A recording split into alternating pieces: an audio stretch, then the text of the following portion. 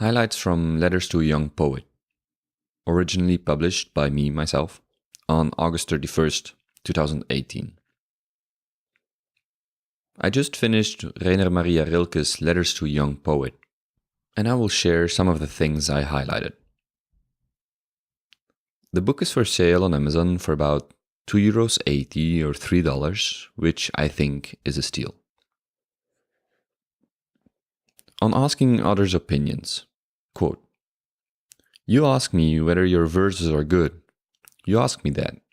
You have asked others before. You send them to magazines. You compare them with other poems. And you worry when certain editors turn your efforts down.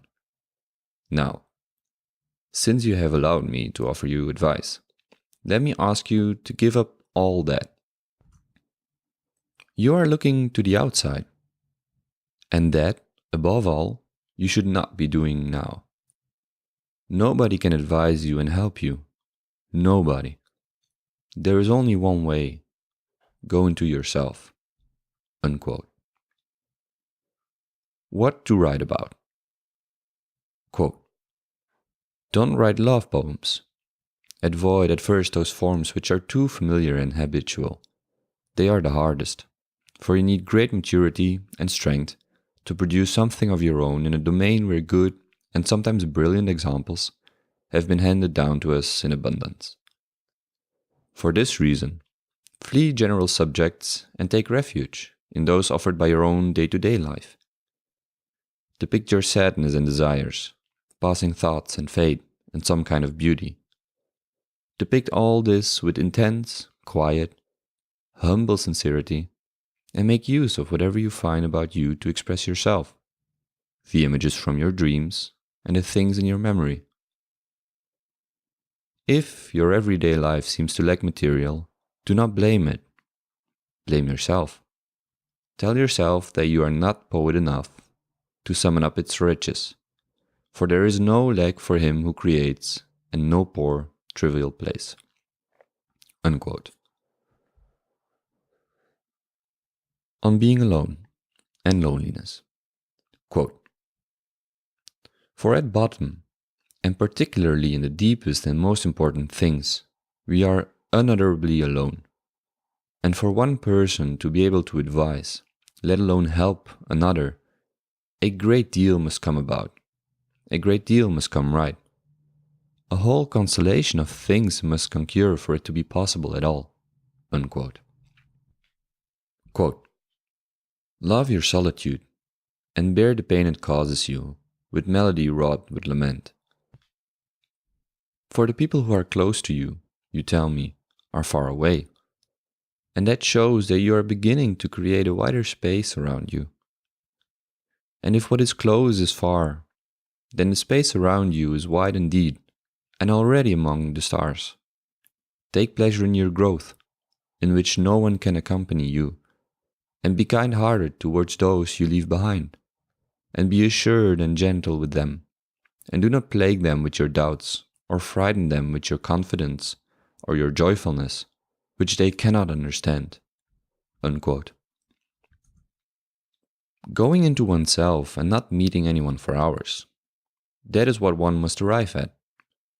Loneliness of the kind one knew as a child, when the grown-ups went back and forth, bound up in things which seemed grave and weighty because they looked so busy, and because one had no idea what they were up to." Unquote.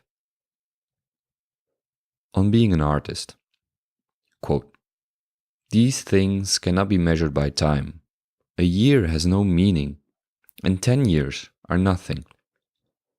To be an artist means not to calculate and count, but to grow and ripen like a tree, which does not hurry the flow of its sap, and stands at ease in the spring gales, without fearing that no summer may follow. It will come. But it comes only to those who are patient, who are simply there in their vast, quiet tranquility, as if eternity lay before them. It is a lesson I learn every day amid hardships I am thankful for. Patience is all." Unquote. Quote, "Think, dear Mr. Capus, of the world that you carry within you, and call this thinking whatever you like. Whether it is memory of your own childhood or longing for your own future, just be attentive towards what rises up inside you and place it above everything that you notice round about. What goes on in your innermost being is worth all your love. This is what you must work on, however you can, and not waste too much time and too much energy on clarifying your attitude to other people. Unquote. So if I remember correctly, the end, right.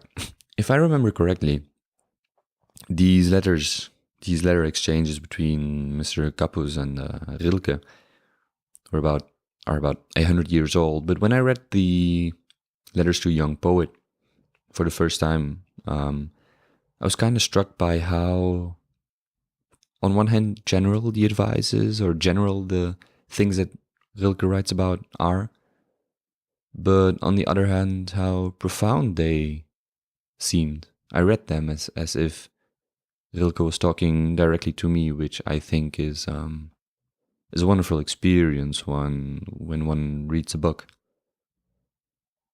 As I said before, I highly recommend you pick up a copy of Letters to a Young Poet.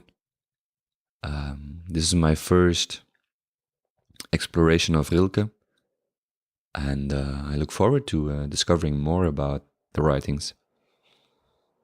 I actually have a book here called... It's a book about a guy who goes on a motorcycle trip and meditates on what Rilke and his motorcycle taught him.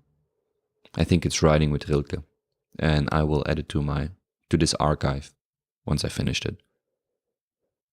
As always, thank you very much for listening. Leave a review or leave a comment. You'll find all relevant information and links and show notes at archive.belgiumboy.com.